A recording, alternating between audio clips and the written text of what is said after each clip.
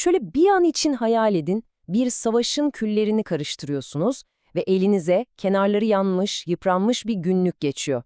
Ve o günlüğü açtığınızda kendi halkının tam ortasında yapayalnız kalmış bir ruhun fısıltılarını duymaya başlıyorsunuz.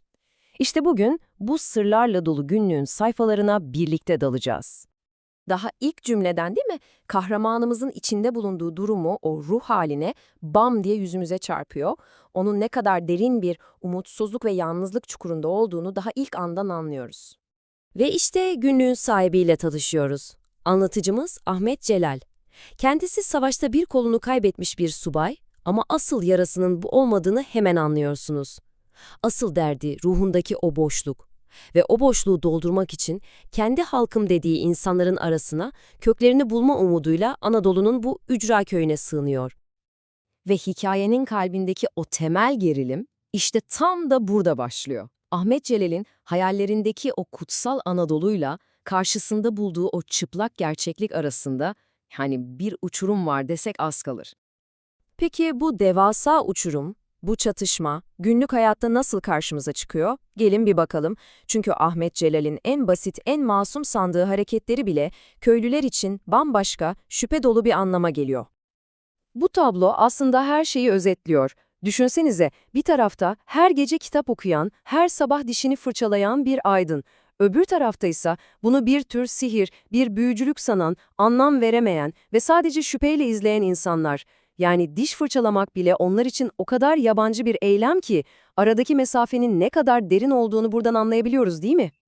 Ve bu durumu en iyi yine Ahmet Celal'in kendi sözleri özetliyor.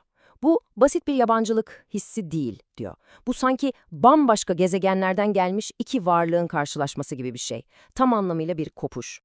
Peki, tam da ülke bir ölüm kalım savaşı verirken, bir varoluş mücadelesinin ortasındayken, bu derin kültürel kopukluk nasıl bir faciaya dönüşüyor? İşte işin en can alıcı noktalarından biri de burası. Ahmet Celal, köye o milliyetçi ateşi, o kurtuluş ruhunu getirmeye çalıştığında, işte tam da bu devasa soruyla bir duvar gibi çarpışıyor. Millet olduğunun farkında bile olmayan bir topluluğu, bir millet davası için nasıl ayağa kaldırırsınız ki? Düşünün, Ahmet Celal nefes nefese köye geliyor. Elinde hayat memat meselesi olan haberler var. İstanbul işgal altında. Düşman Bursa'nın kapısına dayanmış. Ve bir umut ışığı var. Mustafa Kemal bir direniş başlatmış. Ülkenin kaderinin pamuk ipliğine bağlı olduğunu haykırmaya çalışıyor. Peki karşılığında ne buluyor? O beklediği öfkeyi, korkuyu, heyecanı buluyor mu? Hayır. Tam bir sessizlik. Mutlak bir ilgisizlik. Hatta bıkkınlık. Sanki onlara dünyanın en önemsiz haberini vermiş gibi. Haberler bir duvara çarpıp yere dökülüyor adeta. Ve belki de bütün bu kayıtsızlığı özetleyen o en acı, en yakıcı cümle, en yakınını bildiği arkadaşı Mehmet Ali'den geliyor. Onların derdi soyut bir vatan kavramı değil.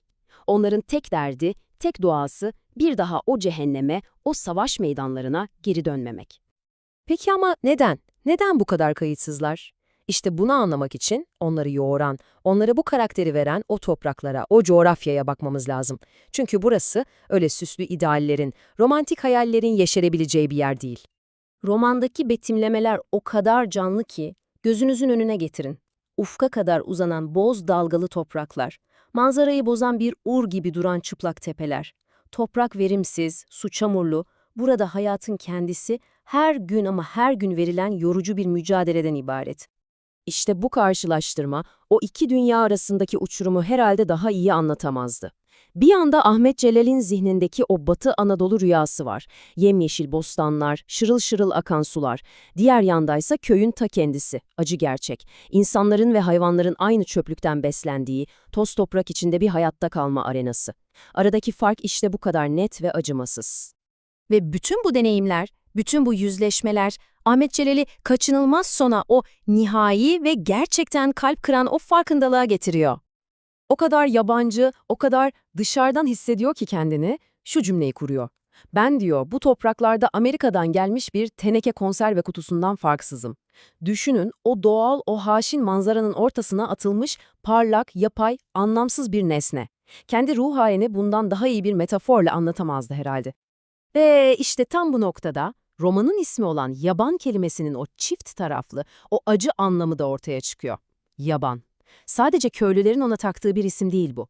Zamanla Ahmet Celal'in de onlara bakarken içinden geçirdiği kelimenin ta kendisi. Yani bu karşılıklı bir yabancılaşmanın hikayesi. Ve sonunda yaban bizi o meşhur, o kışkırtıcı soruyla baş başa bırakıyor.